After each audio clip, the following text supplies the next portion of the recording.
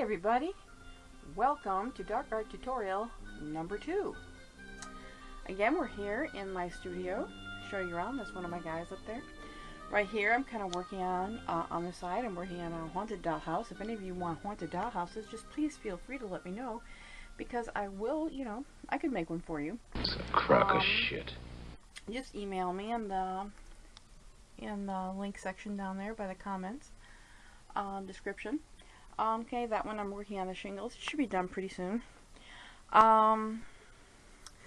Okay, this is the guy we're going to be working on today. Insanity runs in my family. Okay, can you see him? If you can look on our finished piece here, you're going to look that it has certain type of webbing on it. Okay. A web would indicate an arachnoid presence. Spend the night at the Cobweb Hotel. You find that the service is swell.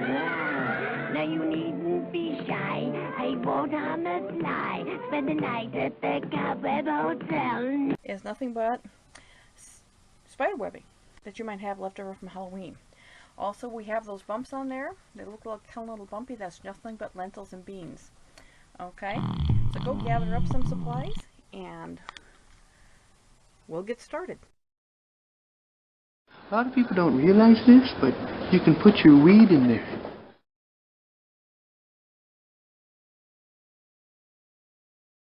Some people claim it is not dead even now, just dormant. We have basically the same setup as we have for the first one. We have cardboard. Okay, and we have the same brushes. We got 3 of these brushes. Again, from Dollar Tree, 3 for $1.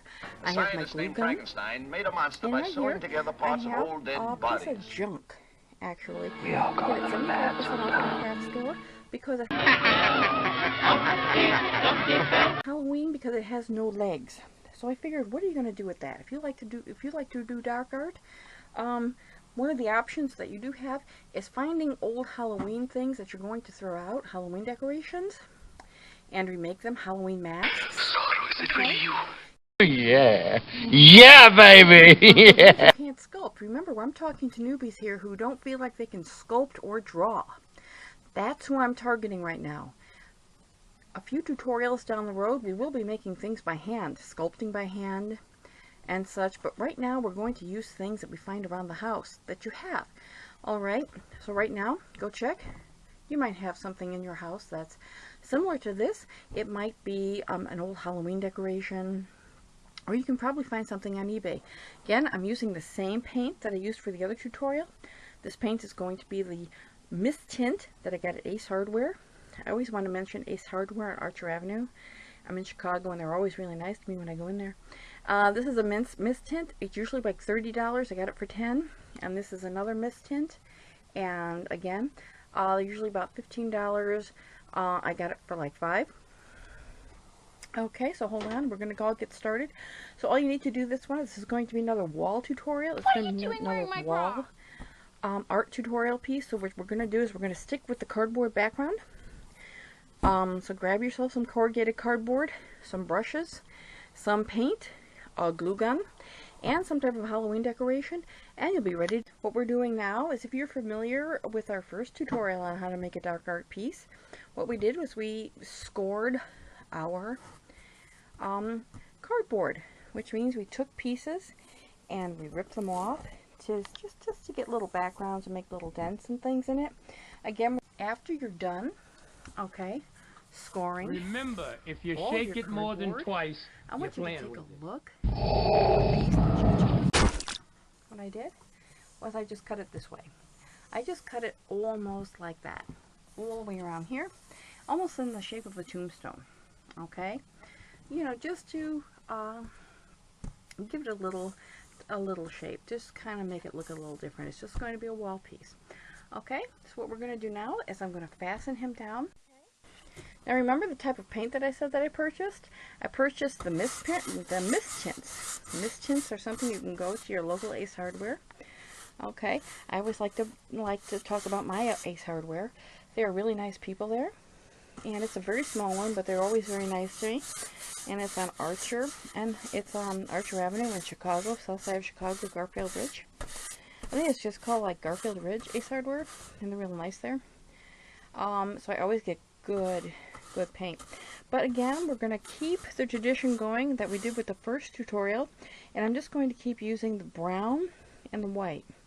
Okay, I want to keep these tutorials easy for you, and at the same time create something kind of spectacular that you can show your friends. So as you can see, I'm going to paint this way, like that. Make sure you get all the cubby holes. I've got the brown down, and then I'm going to reach for some white, and I'm just going to paint right into it. And I kind of get like a look like that. And sometimes I might want to make a line going like that, a line going like that, line going like that. You see? Okay, so what I want you to do is continue on paint your background. There we go. What I have done is I glued him down. I glued her skeleton down on the background that I've already painted. Now this is something that you're going to have to judge with the type of skeleton or Halloween mask that you're doing, or whatever piece that you're doing. Again, we're using pre-made pieces because a lot of you just want to do dark art, but you don't feel you have drawing or sculpting skills. So we're going to use things that are pre-made for our first tutorial. What are you doing wearing my bra? Sculpting and drawing. Okay, and also if you're interested in learning to draw before we get into the dark art tutorials that involve drawing, please feel free to look at my drawing tutorials that are also on this page. Okay, so as you can see here, we have a dilemma. We can look at this and we can say, well, I can start my dark art embellishing now, or I can decide if I want to paint it. Okay, as you can see, this skeleton is actually painted already. Comes from the factory that way. It is kind of nice. Etc., etc., etc. I'm actually going to take it, and for some of you people it might be, oh my god, no, 'cause it might be hard for you to paint something, but I'm just going to paint it because I want my paint job to match the back. Okay, I mean the paint job that the skeleton has, I want it to match the back. So what I'm going to do here is I'm going to paint. I'm just going to paint on here, then I'm going to add some white. It's going to be the same thing where I'm going to take the brown and I'm going to take the white and I'm going to go over it like that, you see? And I'm going to paint all over the skeleton. So what I'm going to do is I want you to go and take a look at the piece that you've chosen, whether it's a Halloween mask or whether it's a skeleton like this, that you've glued down on your background, and see if you want to paint it. And if you do want to paint it, what colors you want to make. Okay, so remember, during these early tutorials, it's really good if you've never done dark art, if you've never painted, if you've never drawn, if you've never sculpted. Okay, best thing to do is just stay with two colors. Just stay with something dark like a brown and something like a base like an eggshell for the highlights. And I suggest an eggshell because a lot of people find that white is a little too harsh, pure white. If it works for you, it does. For the dark art, some people like the muted look.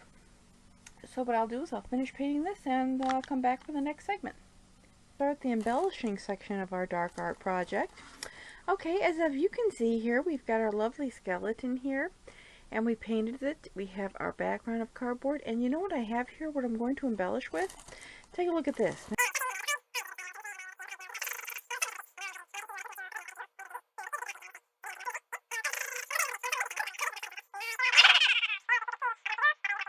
Now, when you can get this is usually, you can get this year-round on eBay.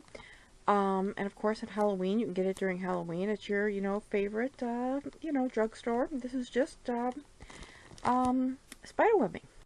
So what I'm going to be doing is I'm going to take the spider webbing. Okay, as you can see it right there, and I'm just going to cut it. I'm just going to take your spider webbing, and we're just going to cut it. Do you know how to use that thing? Alright. Yes. The pointy end goes into the other man. You can see right here. Ever get an erection over a woman? And I'm going to start embellishing. And like right here, I put it right on his shoulder blade. And what I'm going to do is start spreading it out. Then I'm going to take the paint, and I'm just going to paint over it. Okay? You can see like that? I'm just going to paint over it. Take a look at that. See? So that's how I'm going to be doing this embellishing.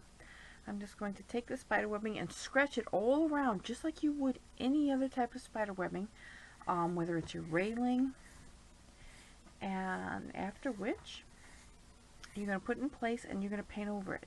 Just simple paint, that's all you're going to need. And then of course after you're done, you're also going to want to put your highlights in like that. See? Okay. Again, if you do not have spider webbing, okay, if you do not have the spider webbing here, what you could do is just take regular thread, okay, regular thread, and take the thread and just pile it on and paint over the thread. Okay, this is our next segment, and as you can see, we have some nice cobwebbing going on here. To my father, please do. You hear this? This is just those like vegan people, but I also like to use lentils for collages. Now take a look. I just put I put some paint down because I don't use glue. I actually like to use paint. It's cheaper. Now watch. See that? Okay, what I want to do is create some texture. So I put some lentils down on a painted surface, and I'm just going to paint over them. And what happens if I just paint over these enough, just like that, I'm going to get a nice, rough, rounded surface. And we're almost done. We're going to polyurethane it. In reality, I would be adding a heck of a lot more to this. Alright, but this is tutorial number 2. Okay, so we don't want to go too crazy to scare everybody. Alright. Yum tom thump, come play you a drum with a dum to little dum dum. I'm a little, anxious, if you know what I mean.